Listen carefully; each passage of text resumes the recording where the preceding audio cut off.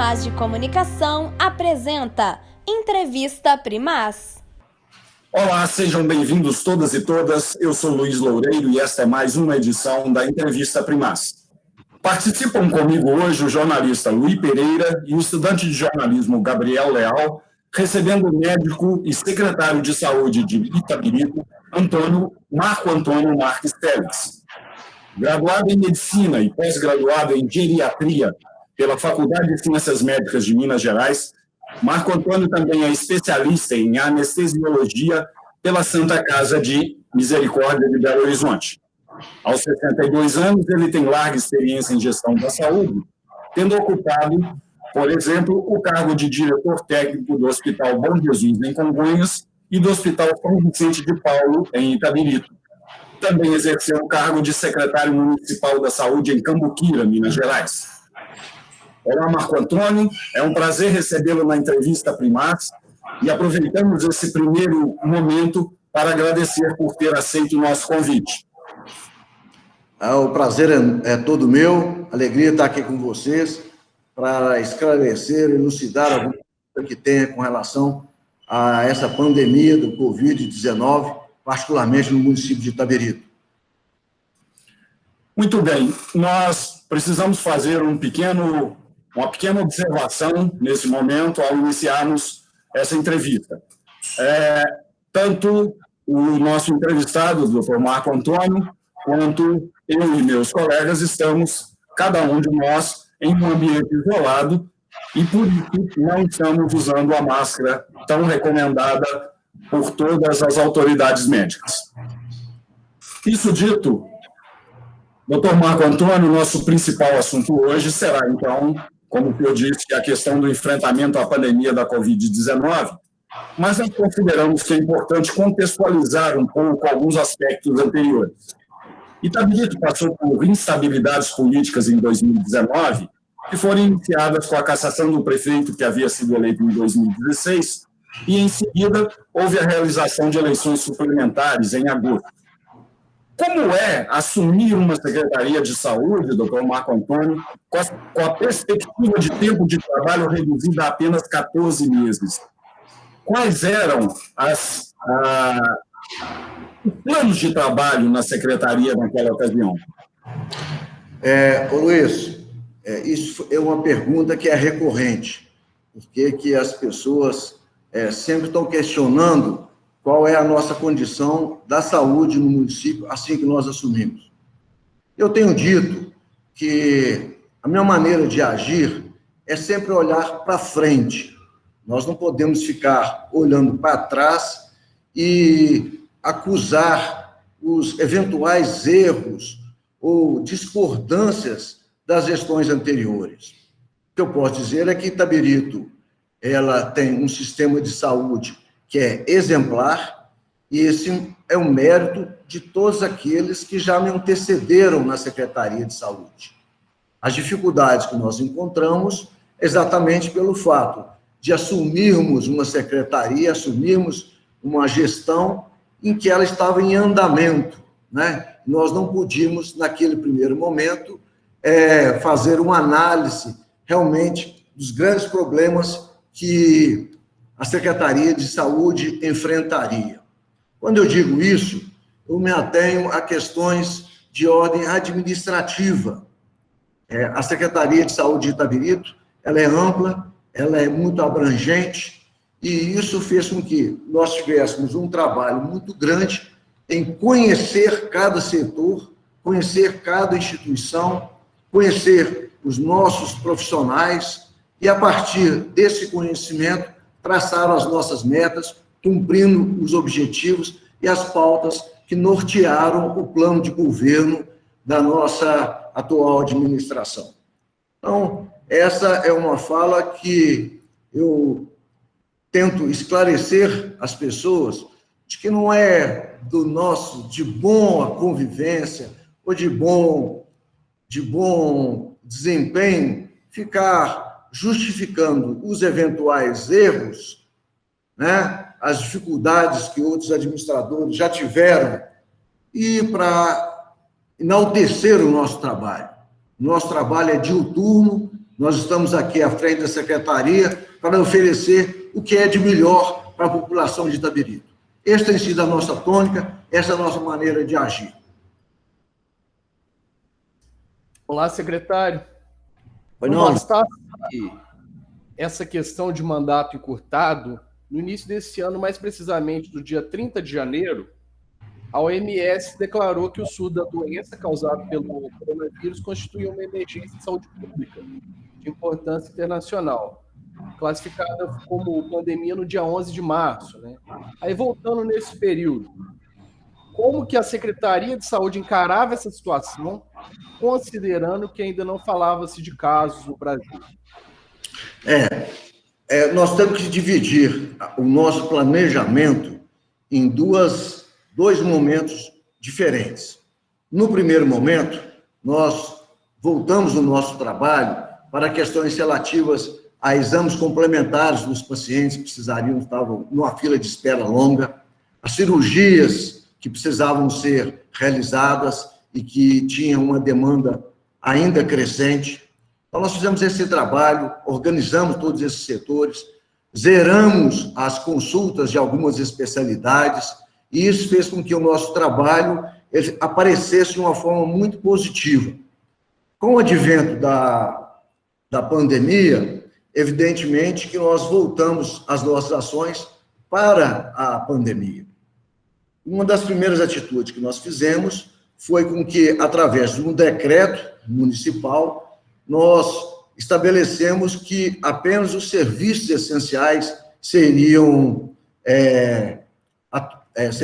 aprovados, né? Só seriam necessários que eles continuassem a exercer. Do ponto de vista da saúde, de prevenção, nós seguramente fomos o primeiro município, ou um dos primeiros municípios, a implantar as barreiras sanitárias. As barreiras sanitárias foram de uma fundamental importância, apesar de termos sido muito questionados. Qual que é a finalidade da barreira? Nós instituímos 3 barreiras aqui no nosso município. Primeiro, era um momento em que a população deveria ser informada da presença do Covid, do coronavírus, do Covid-19 como doença. Isso, no princípio, apesar de toda a mídia divulgar, né, que nós estávamos diante de uma pandemia, as pessoas, muitas delas, não acreditavam nessa possibilidade. As pessoas acreditavam que a pandemia estava lá na Europa, que aqui no Brasil era um caso isolado, um ou outro, que o nosso clima tropical nos isentaria da possibilidade da infecção. Então, as barreiras sanitárias serviram exatamente para isso. Serviram para dar o diagnóstico do Covid? Não, absolutamente. A mensuração da temperatura corpórea, aquela indagação rápida que foi feita pelos agentes nas barreiras, serviu exatamente para convencer as pessoas que adentravam o nosso município, que circulavam no nosso município, que nós estávamos diante de uma pandemia. E esse papel, ela foi muito importante, porque muitas das pessoas realmente viam a barreira como uma barreira sanitária, impedindo que elas adentrassem no nosso município.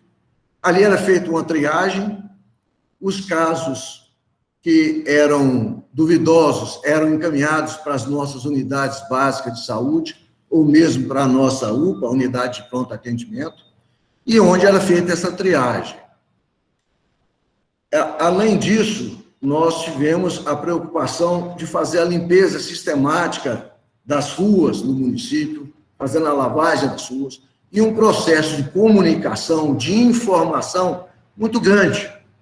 Fomos às rádios, fomos à televisão, às redes sociais, né, através da própria prefeitura, divulgando e informando a população dessa possibilidade. Tivemos, nessa primeira fase, um apoio muito grande. As pessoas realmente começaram a entender o que significava a pandemia.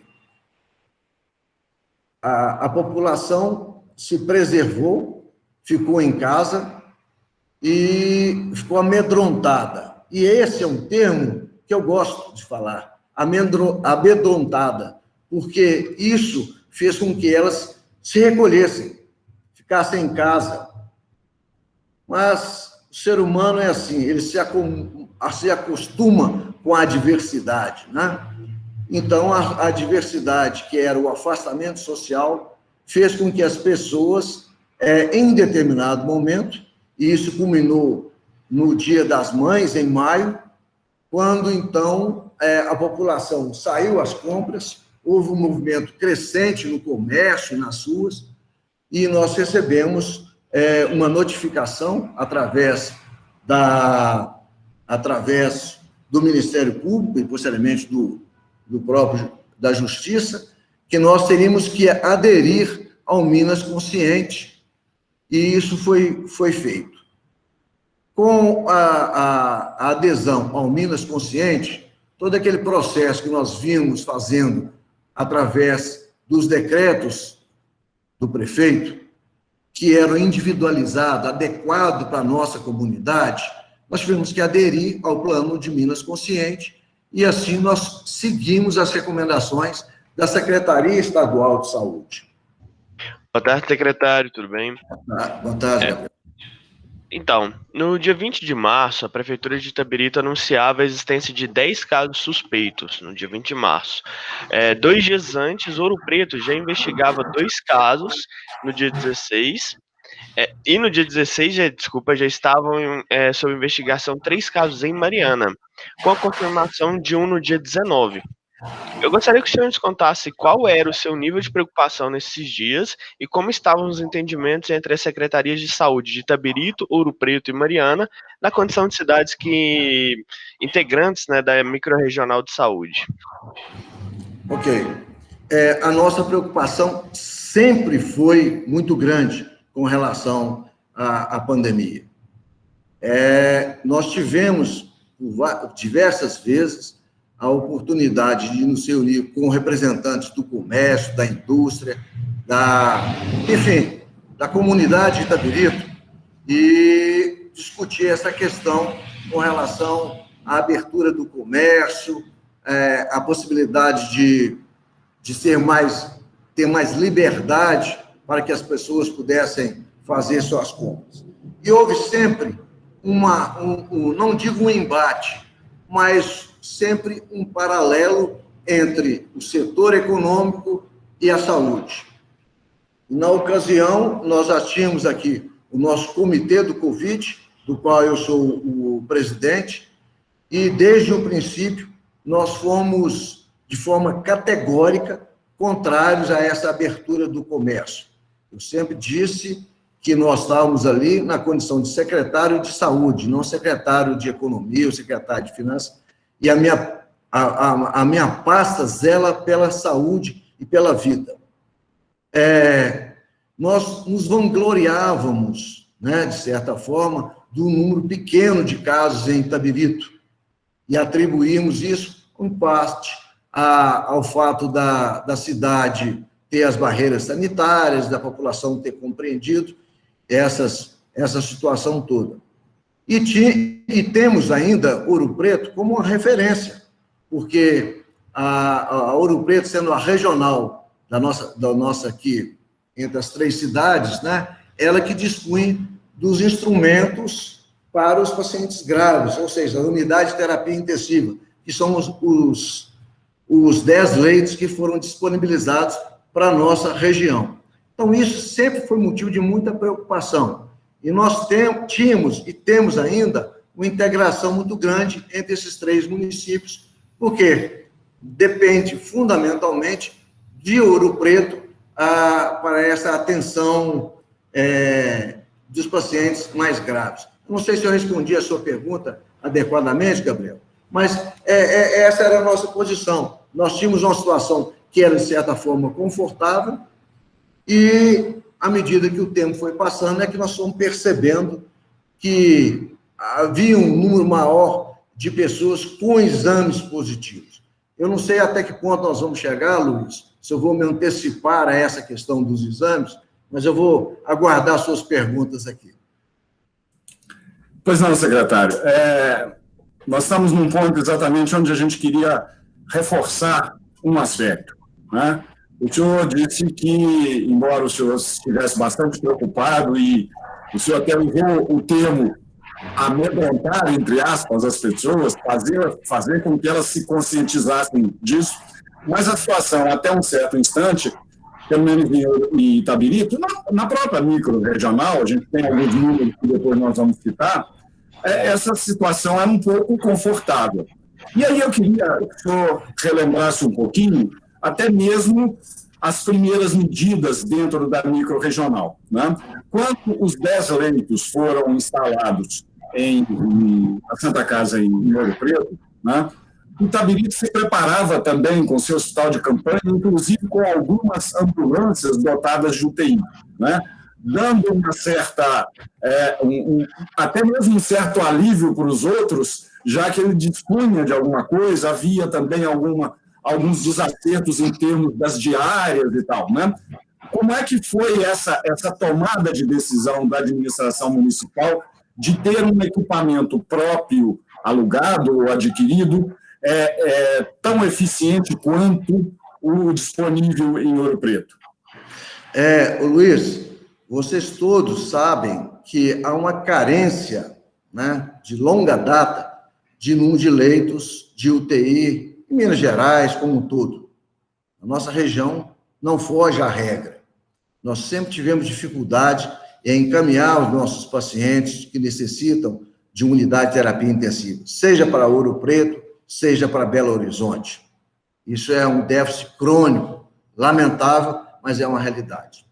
Então, no princípio, quando a gente percebeu e via, acompanhando a experiência, principalmente de outros países, em que os casos graves necessitariam desse atendimento de unidade de terapia intensiva, e considerando que o número de leitos em Ouro Preto seria insuficiente para atender as 3 regiões, né, 10 leitos para atender uma população das 3 cidades, eu me antevi a essa situação, preocupado com a possibilidade de termos pacientes muito graves e deixarem que eles ficassem desassistidos aqui no município, considerando que nós não tínhamos, na ocasião, disponibilidade em adquirir os equipamentos, porque existia uma demanda mundial e havia uma dificuldade em adquirir esses equipamentos. Então, nós optamos por alugar ambulâncias que funcionariam como UTI. Ambulância montada com todos os elementos que compõem uma unidade de terapia intensiva, com respiradores, monitores cardíacos, enfim, todo aquele arsenal que é necessário quando o paciente está em insuficiência respiratória. Nós fizemos a alocação, inicialmente, de 8 ambulâncias, compramos alguns respiradores e montamos uma estrutura dentro da nossa UPA para realmente uma situação de guerra. E era esse o cenário que se vislumbrava. Felizmente, isso não foi necessário. E à medida que o tempo passou e que nós percebemos em que não havia mais essa demanda tão assustadora como se previa, nós fomos gradativamente diminuindo essas ambulâncias. E hoje o município mantém apenas 4, que na próxima semana nós vamos desativá-la. Por quê? Compramos outros respiradores e montamos essa estrutura. Mas, em momento algum, a tranquilidade foi um fator que nos levasse a ficar despreocupados. Ao contrário, nós tivemos um momento em que a ocupação... Desculpa aqui. A ocupação dos leitos em Ouro Preto, de CTI, era de 130%. Como assim 130%, se nós só tínhamos 10? Na verdade, quando nós percebemos que 10 leitos seriam insuficientes, os 3 municípios, Ouro Preto, Mariana e Itabirito, compraram esses leitos. Ou seja, a Santa Casa de Ouro Preto vendeu para os 3 municípios esse serviço extra, 10 leitos. Então, na verdade, nós teríamos 13 leitos e não 10, que eram aqueles credenciados pela Secretaria Estadual de Saúde. Secretário, eu quero voltar um pouco aqui à questão das barreiras sanitárias, que Itabirito, desde o princípio, adotou como uma medida de contenção do vírus lá já no começo da pandemia. Mariana esboçou uma tentativa nesse sentido, mas aqui o entendimento do secretário é que seria uma medida ilegal, porque impediria o trânsito das pessoas pela cidade, por um lado, e por outro, que seria uma medida ineficaz, já que boa parte dos casos seriam, não daria para ser medido ali por um termômetro ou nada desse sentido, né? Então, gostaria que brevemente você fizesse uma avaliação tanto dessa questão dessa legalidade das barreiras sanitárias, quanto da real efetividade delas. Isso foi muito vendido pelo Itabirito, mas as barreiras sanitárias foram realmente eficazes?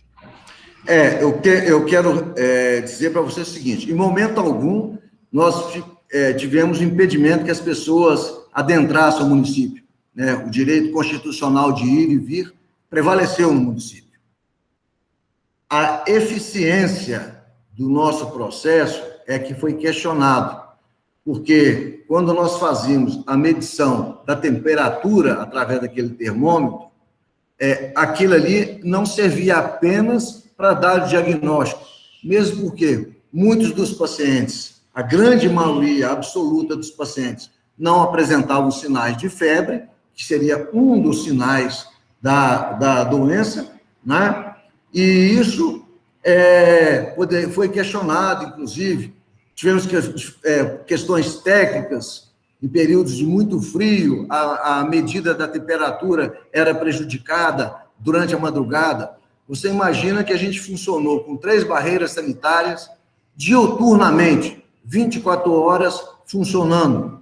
Então, tivemos algumas limitações de ordem técnica, de ordem pessoal, mas nós insistimos nessas barreiras, porque elas estavam funcionando mais como um caráter educativo, um caráter de informação da população. Olha, existe um vírus, as pessoas estão ali para medir a temperatura, estão fazendo questionamentos com relação à sua saúde, e não é brincadeira, porque existe todo um trabalho que foi desenvolvido para manter essa estrutura, né? Foi um dinheiro público que foi utilizado, mas, basicamente, nessa função de identificar eventuais pacientes portadores do Covid, mas, essencialmente, a uma maneira de fazer um alerta à população. Olha, nós estamos diante de uma pandemia. Entendeu? Então, essa foi... Eu acredito que cumpriu esse papel. Ao contrário de muita gente, de muitos questionamentos que foram levantados, né? Quando a gente percebe, conversa com a população e ouve os comentários, elas falaram: não, doutor, a gente entendeu que isso era uma preocupação grande da cidade, então a gente evitava realmente sair de casa, evitava ficar circulando de carro, e isso foi importante, né? Outras medidas de comunicação também o foram, né? Mas a barreira sanitária, ela criou um impacto muito grande, exatamente por isso, porque ela, de certa forma, ela retardava a circulação das pessoas. Tá certo? Certo. Secretário, no dia 31 de março foi anunciada a primeira vítima fatal do novo coronavírus em Mariana, que contava com 34 notificações até então. No mesmo dia, Ouro Preto estava com 67 notificações, e Itabirito com 66, sendo 10 em investigação e 56 descartados ou excluídos. Um mês depois, ou seja, no final de abril, Mariana apresentava 75 notificações, com 18 casos confirmados e um óbito. Em Ouro Preto eram 93 notificações, sem nenhum resultado positivo, e em Itabirito eram 464 notificações, também sem casos positivos. O senhor tem alguma teoria ou explicação para esse comportamento significativamente diferente nas 3 cidades? Temos várias explicações, inclusive. A primeira explicação, aí nós vamos cair na questão dos testes. Em determinado momento, as mineradoras, as empresas começaram a fazer testes. Os testes chamados teste rápido. O teste rápido, ele tem um índice muito alto de falso positivo e de falso negativo. Vou explicar isso.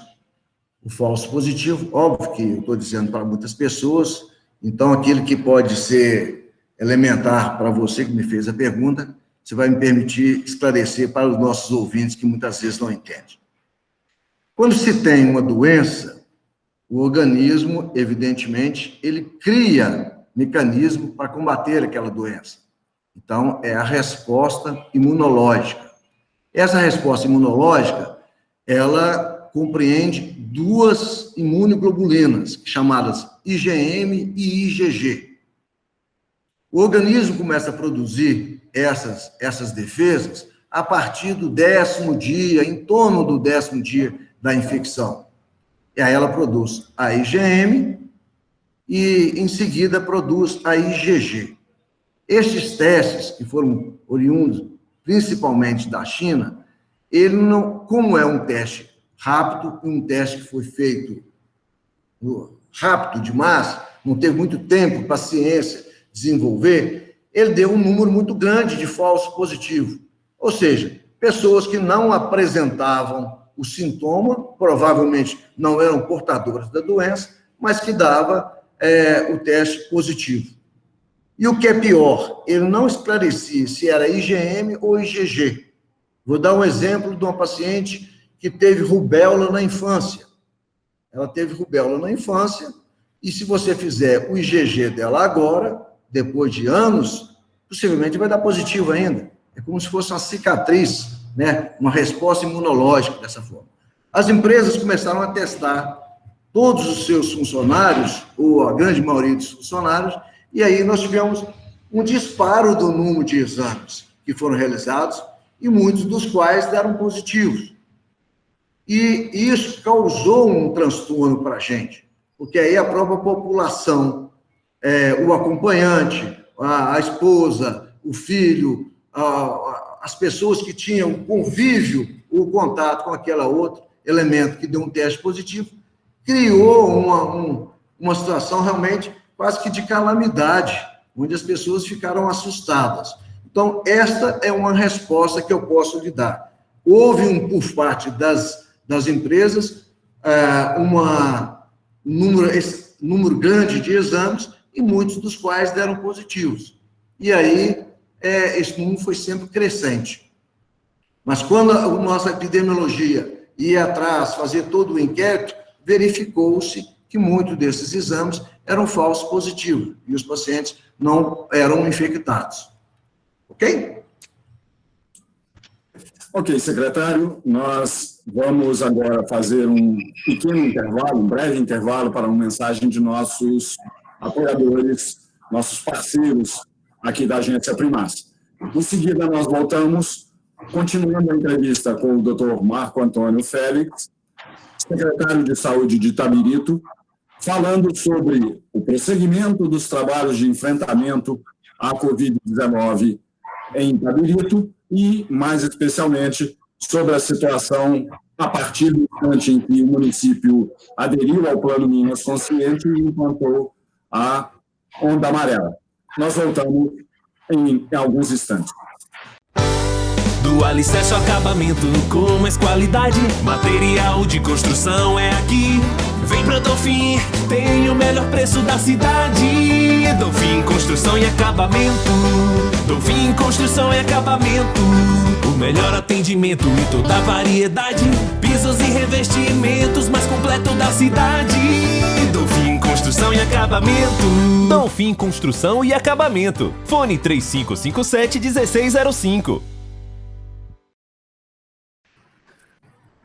Muito bem, estamos de volta com a nossa entrevista primaz dessa semana, recebendo hoje o Dr. Marco Antônio Félix, secretário de Saúde de Itabirito. Dr. Marco Antônio, retomando o rumo da situação da pandemia em Itabirito, no dia 5 de maio, o boletim coronavírus em Itabirito anunciava um caso como provável ou confirmado. Só no dia 13, a informação passou a ser mais detalhada, com a indicação de 2 casos confirmados, ou seja, a partir do dia 13, houve uma modificação na forma de apresentação desses números, né? Separando casos suspeitos de casos efetivamente confirmados, né? Esse tipo de mudança de divulgação de resultados, na realidade, ele ocorreu tanto em Itabirito quanto Mariana e Ouro Preto. Eu gostaria de saber, internamente, junto ao comitê, na própria secretaria, como é que foi esse processo de ajustamento do trabalho de divulgação. Imagino que não tenha sido fácil, mas eu gostaria que o senhor falasse um pouquinho como foi isso. Ô Luiz, esse é um processo que foi difícil, porque nós, apesar de termos uma equipe de epidemiologia, com infectologista, uma equipe de epidemiologia muito competente no nosso município, e aqui, se você me permite, eu quero louvar o trabalho deles e agradecer a essa equipe que tem sido incansável nos auxiliando nesse combate. A dificuldade existia porque os exames que eram coletados no nosso município, o SUAB, particularmente aquele exame que é colhido na nasofaringe, ele é encaminhado para a FUNED. E existe um tempo, né, em que a FUNED respondia a esse resultado. Então, se hoje nós estávamos com um paciente que existia uma suspeita clínica que ele pudesse estar contaminado, nós só poderíamos classificá-lo como efetivamente contaminado a partir do momento que nós tivéssemos o resultado do exame. E isso, muitas vezes, demorou 5 dias, 7 dias, e num momento, até 10 dias, para que a FUNED nos encaminhasse esses resultados. Os primeiros pacientes, né, os primeiros óbitos que nós tivemos, e isso foi um motivo de preocupação, foram 2 casos que, apesar do endereço das 2 pessoas ser de Itabirito, nós entendemos que elas não adquiriram o vírus no nosso município naquele momento. Um desses pacientes estava fazendo tratamento de câncer em Belo Horizonte, já havia mais de 3 meses que ele não vinha no nosso município, não tinha contato com nenhuma pessoa que pudesse estar possivelmente infectada, e ele adquiriu essa doença em Belo Horizonte. O segundo paciente, da mesma forma, ele apresentou um quadro de insuficiência respiratória aqui no município, foi colhido o exame aqui no município, foi encaminhado à FUNED e o exame deu negativo. Posteriormente, como ele permaneceu em Belo Horizonte mais tempo, numa unidade de terapia intensiva, foi feito um exame dele lá e que mostrou-se positivo. Então, essa foi uma situação que, de certa forma, naquele momento, nos deixou mais tranquilo, porque não eram pacientes que provavelmente tinham adquirido a doença no nosso município. Entendeu? Mas, à medida que o tempo foi passando, evidentemente, Itabirito recebe muitas pessoas, né? As empreiteiras, a construção desse muro da Vale recebeu muita gente de fora, sem dizer daquelas pessoas que trabalham em Belo Horizonte e voltam para Itabirito, e a recíproca é verdadeira. Então, há uma circulação muito grande de pessoas no nosso município. E isso fez com que também exigisse da gente um número maior de testes, e muitos se confirmaram. Então, se você me permite dizer, Itabirito foi provavelmente o município que mais testou através dos testes do SUAB nasal, através da FUNED. Eu tenho aqui um dado que estabelece que nós fizemos 2.298 testes pela FUNED. Se a gente dividir, considerar que Itabirito tem, em média, 55 mil habitantes, talvez um pouco mais, mas vamos fazer uma conta por baixo, nós tivemos 4,18% da nossa população testado. Isso significa que nós fizemos testes 15 vezes maior do que a média do Brasil. Então, nós fizemos um número muito grande de testes, né?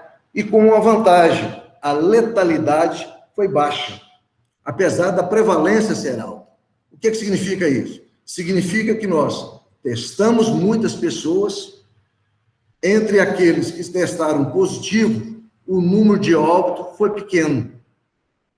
E aí você me pergunta, mas por que muitas pessoas infectadas e poucos óbitos? A gente lamenta quando fala poucos óbitos, né? Mas são 16 vidas que se foram.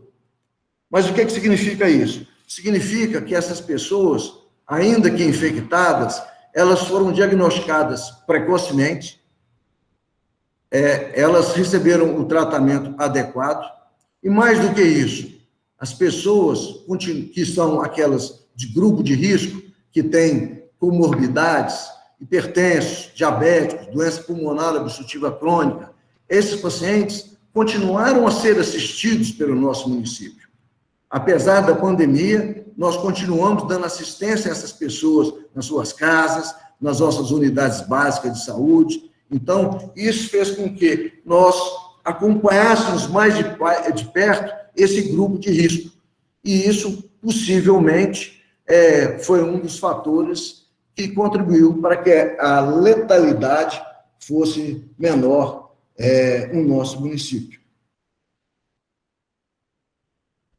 Secretário, quando ocorreu o primeiro óbito em Itabirito, no dia 18 de maio, já tinham ocorrido 3 em Mariana, né, e o primeiro havia sido 2 dias antes em Ouro Preto, no dia 16.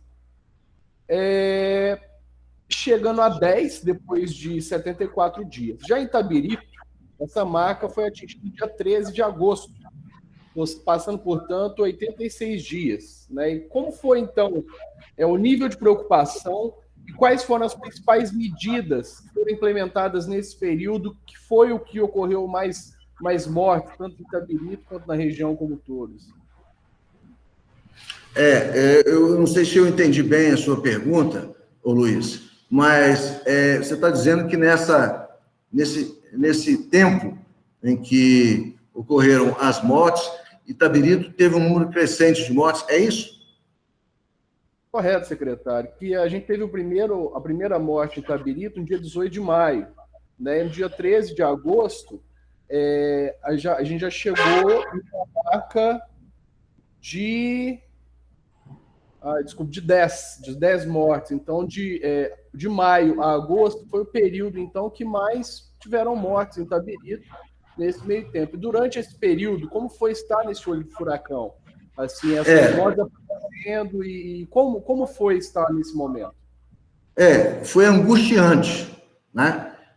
A expressão é essa, foi angustiante, porque nós estávamos com uma estrutura ainda, se não adequada, do ponto de vista técnico, mas nós improvisamos aquela situação com as ambulâncias de UTI, nós adquirimos mais respiradores, nós contratamos pessoal mais qualificado para atender os eventuais pacientes que precisariam de uma assistência respiratória, como fisioterapeuta respiratório, contratamos mais médicos intensivistas para a nossa UPA.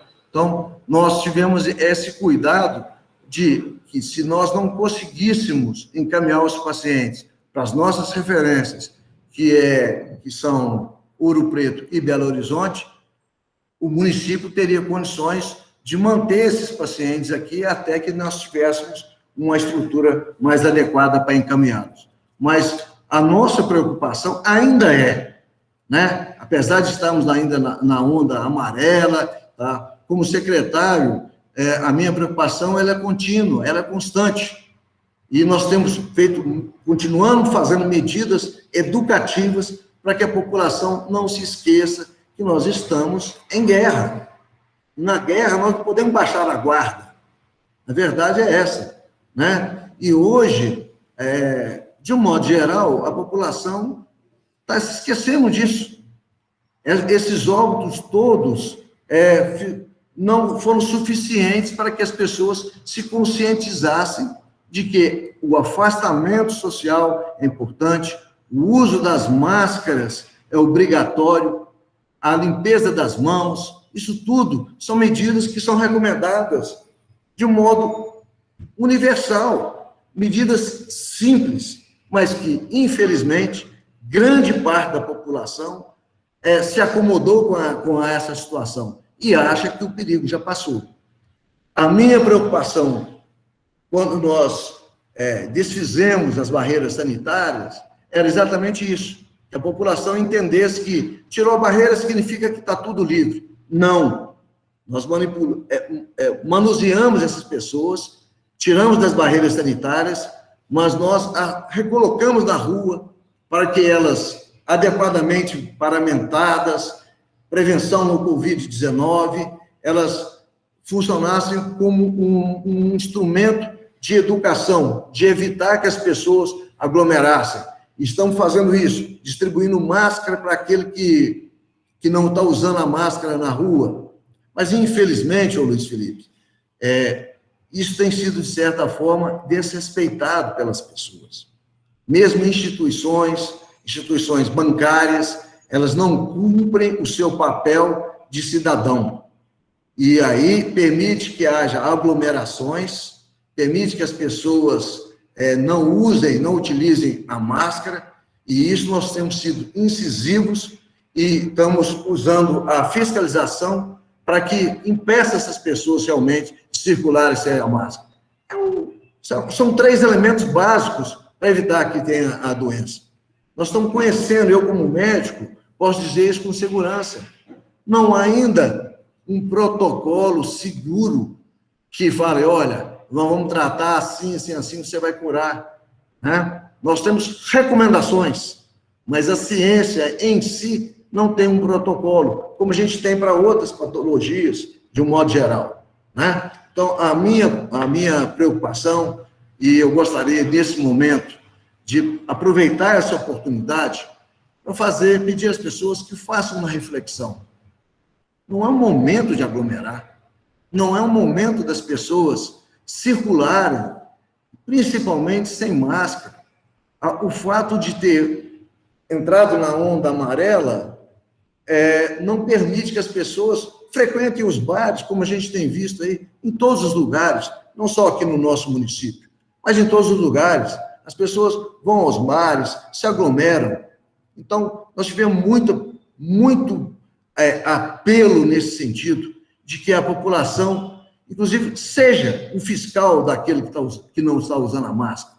Não uma atitude de rebeldia, né, de agressividade, mas de compreensão que o direito de circular de cada um não lhe dá o direito de entrar em contato com o vírus, de ser um agente disseminador do vírus. A pandemia acabou? Não, não acabou. Nós estamos diante da pandemia, nós estamos em guerra. As nossas armas são 3: afastamento, limpeza das mãos e uso de máscara. Ponto final. O resto é tratamento. Tratar é muito mais difícil do que prevenir. Então, a minha mensagem é sempre essa. Vamos fazer a prevenção. É tão simples isso. Né? E o que nós temos observado? Que a população mais jovem é que está mais refratária a essas recomendações. Infelizmente, né? O jovem acha que não vai pegar o Covid, que ele não vai ficar doente, que isso, mas ele leva para a casa dele. É onde o vozinho, é a avó, é a mãe, né? Nós não conhecemos a doença ainda. Nós não sabemos até que grau que tem comprometimento. Então, é necessário que a população permaneça com esse propósito. Fique em casa, mantenha o afastamento social, lave as mãos frequentemente e use máscara. Ponto final. Desculpe aí a maneira mais ríspida de tratar esse assunto, mas é só dessa forma. Se eu pudesse, a gente utilizaria outros sistemas para que as pessoas realmente ficassem em casa. Mas, felizmente, né, a gente está numa democracia, é preciso que as pessoas façam aquilo que lhe convém, desde que não haja prejuízo da comunidade. Né? Muito bem, bem colocada essa observação, seu pensamento aí. Então, continuando nesse tema, há algumas semanas, tanto Itabirito quanto Mariana e Ouro Preto aderiram ao Plano Minas Conscientes e foram autorizados, entre aspas, a evoluir para a onda amarela. Eu gostaria que o senhor nos falasse um pouco mais como foram as pressões do segmento comercial e empresarial de Itabirito. foram grandes. Mas nós somos osso duro. Eu estou brincando, mas a verdade é que nós tivemos realmente uma pressão do comércio local, né, das entidades representativas do comércio. É realmente uma situação insustentável. Muitos dessas pessoas não tinham como manter a sua subsistência. E isso foi grave, porque a pandemia não afetou a saúde, afetou a questão financeira, econômica da população, né? Mas nós mantivemos sempre o diálogo, e acho que isso foi um elemento catalisador dessa situação, porque com o diálogo, com o entendimento, reuníamos com frequência com essas representações todas e colocávamos o nosso posicionamento. Evidentemente que com a onda amarela houve uma maior liberdade. Isso, a onda amarela permitiu que determinados setores começassem a funcionar e, de certa forma, virou festa, né? A gente tem conhecimento e nós temos um papel importante de fiscalizar essas ações. Tivemos muitas notificações, cassação de ordem de funcionamento, alvará de funcionamento de alguns locais que estavam desobedecendo, e ainda hoje nós estamos com uma equipe grande de fiscalização. Não é nossa intenção punir a população, punir o comerciante. O nosso papel é preservar a vida das pessoas, né? Então, se o comerciante abriu o bar e ele está permitindo que a pessoa fique lá, que circule, que haja aglomeração, ele está mantendo o seu sustento. Mas esse sustento, muitas vezes, ele vai perder. Eu, às vezes, costumo dizer, e disse várias vezes isso nas nossas reuniões, que o quebrado, o comerciante que faliu, ele pode se recuperar. O que faleceu, não.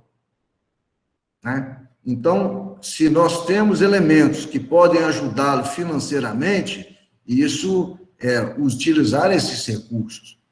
Nós temos poucos elementos para tratar os doentes, né? Esse era um cenário que era mais ameaçador e que, felizmente, está em declínio. O que nós temos percebido é que o número de pessoas infectadas está diminuindo, a relação entre pessoas infectadas, pessoas internadas, caiu de forma muito positiva, e isso nos deu um certo alento. Mas nós estamos em guerra, e a preocupação é sempre essa, é manter o afastamento, usar as mesmas armas para que a gente possa sair dessa guerra com o menor prejuízo possível. Secretário, nós estamos falando, então, sobre essa questão do Plano Minas Consciente, da onda amarela, né? Eu estive verificando nessa última semana, na quinta-feira, dia 17, a atualização do boletim divulgado de avaliação do Plano Minas Consciente. E ele mantém a micro-região Itabirito, Ouro Preto, Mariana na onda vermelha, embora a macro-região continue na onda amarela, né?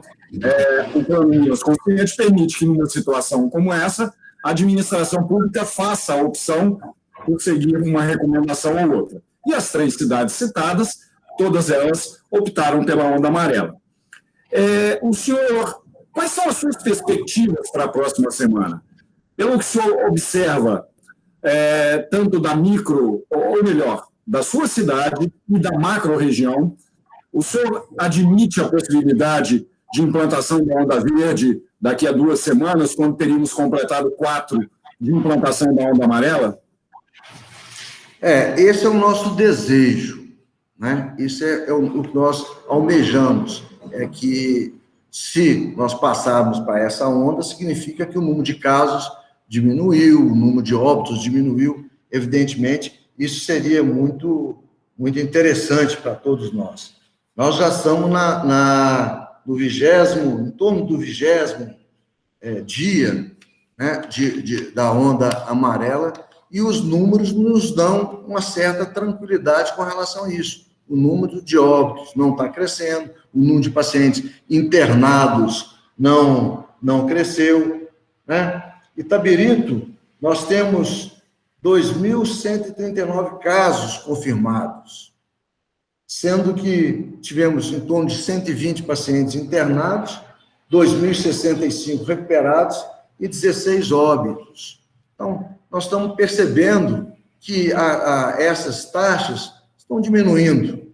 E a nossa expectativa é que, se houver por parte da população uma conscientização e manter essas recomendações, a gente pode evoluir realmente para uma onda em que haja uma abertura maior.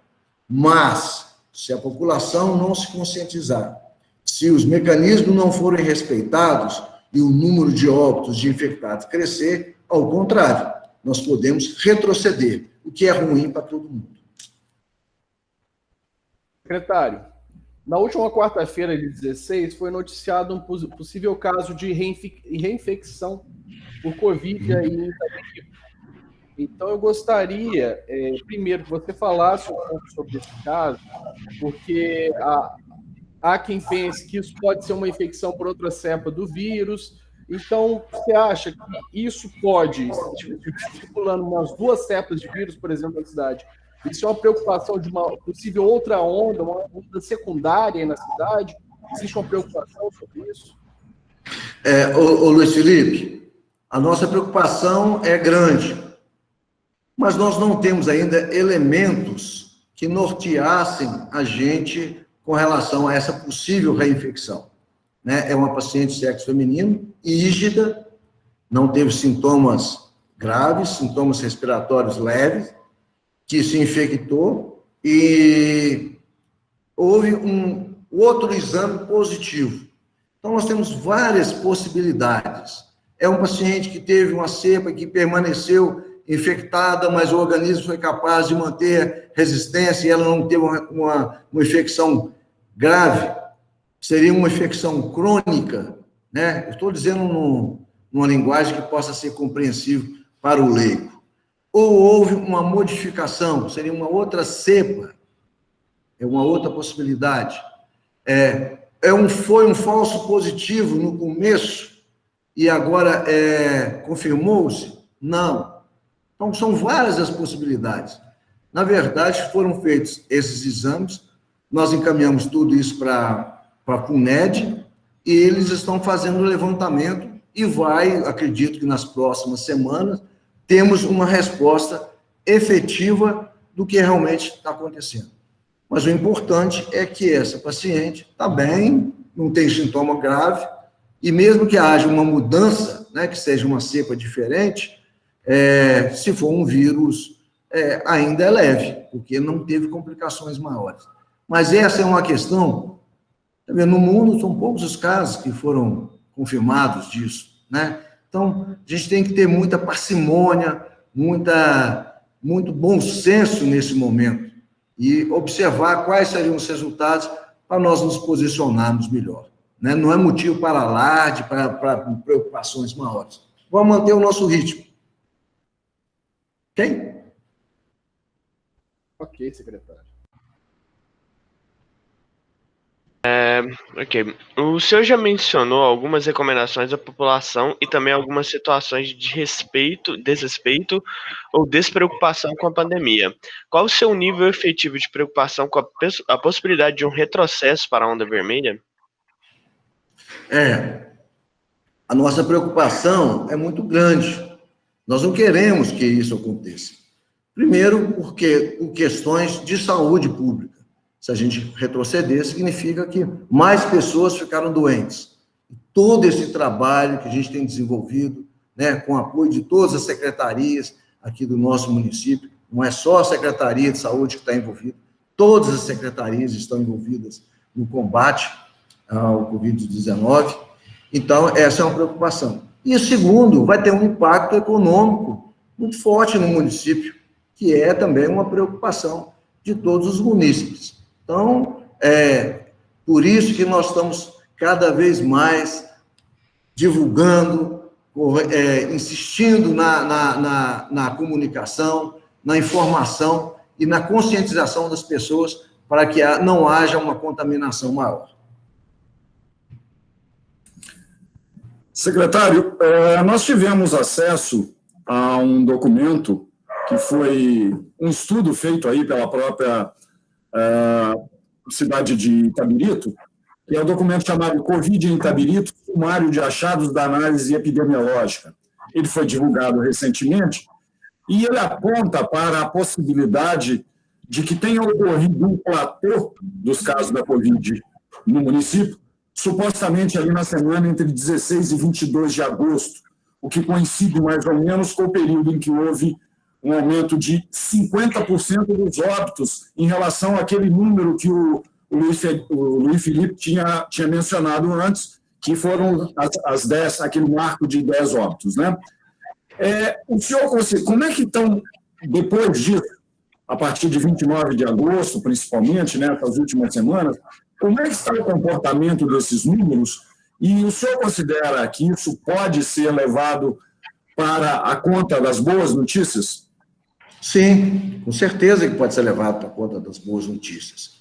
Porque o que nós temos percebido, né, e nós temos aí um boletim que é emitido diariamente, onde se percebe claramente em que nós não estamos tendo um número crescente de pacientes infectados, ao contrário, esse número está decrescente, né? Os casos graves diminuíram, né? Temos poucos pacientes internados nos hospitais, tanto no Hospital de Itabirito, como no Hospital da Santa Casa de Ouro Preto. Então, isso são índices, né? São elementos que norteiam o nosso trabalho.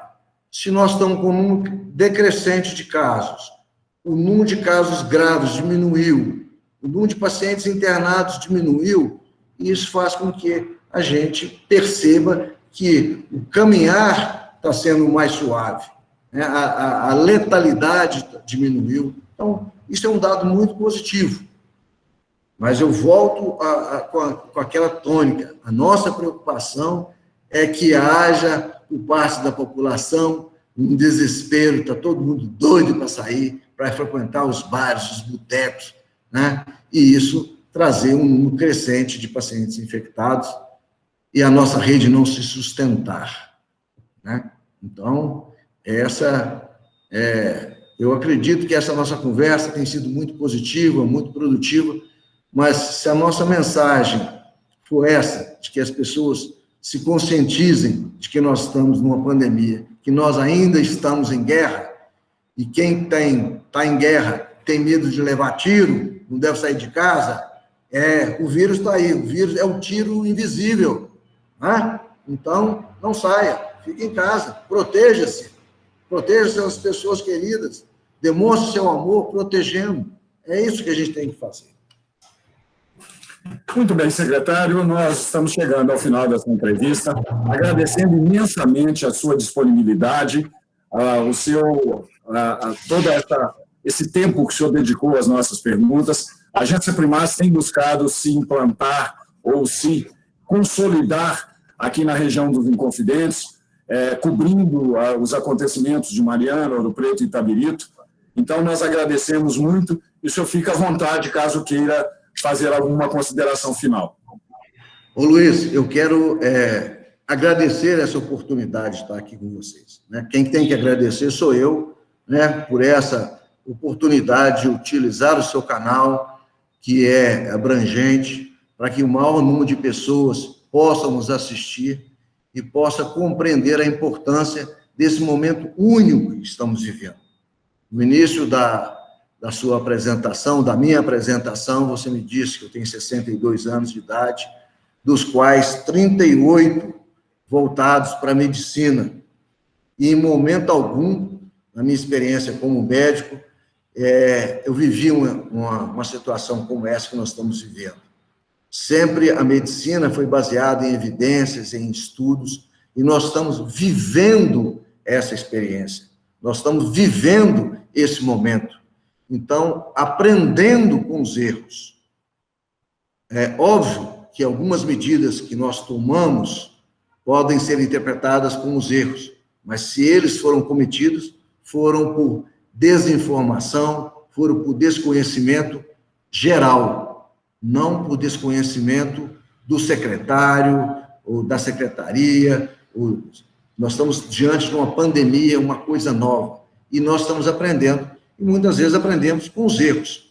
Quando a gente aprende com os erros dos outros, é muito melhor, né? Mas aqui a minha palavra realmente é de gratidão e de manifestar sempre o meu agradecimento a todos os profissionais da saúde, essas pessoas que estão à frente das unidades básicas de saúde, do centro de especialidade médica, do centro de odontologia, e principalmente para a nossa UPA, que são essas pessoas que estão à frente, estão se expondo, e é sempre um risco muito grande para todos esses profissionais. Então, aqui eu manifesto o meu respeito e a minha gratidão a todos eles. Muito obrigado a todos vocês, e que cada um faça a sua parte, se proteja e proteja a todos aqueles que a gente ama. Tá bom? Um grande abraço. Obrigado pela oportunidade. Chegamos, então, ao final de mais uma entrevista Primaz, recebendo hoje o secretário de Saúde de Itabirito, Dr. Marco Antônio Félix, a quem mais uma vez agradecemos. E a você que nos acompanha, nós gostaríamos de, desde já, deixar anunciado o nosso ambicioso programa de cobertura das eleições. Nós estamos trabalhando para fazer entrevista com os candidatos a prefeito das 3 cidades que compõem a região dos Inconfidentes e fazermos pelo menos um debate com os prefeitáveis, digamos assim, os candidatos à prefeitura de Mariana. Esperamos que vocês continuem nos prestigiando e apoiando o trabalho de jornalismo regional sério, independente e imparcial que estamos fazendo aqui nessa região. Obrigado, até a próxima semana.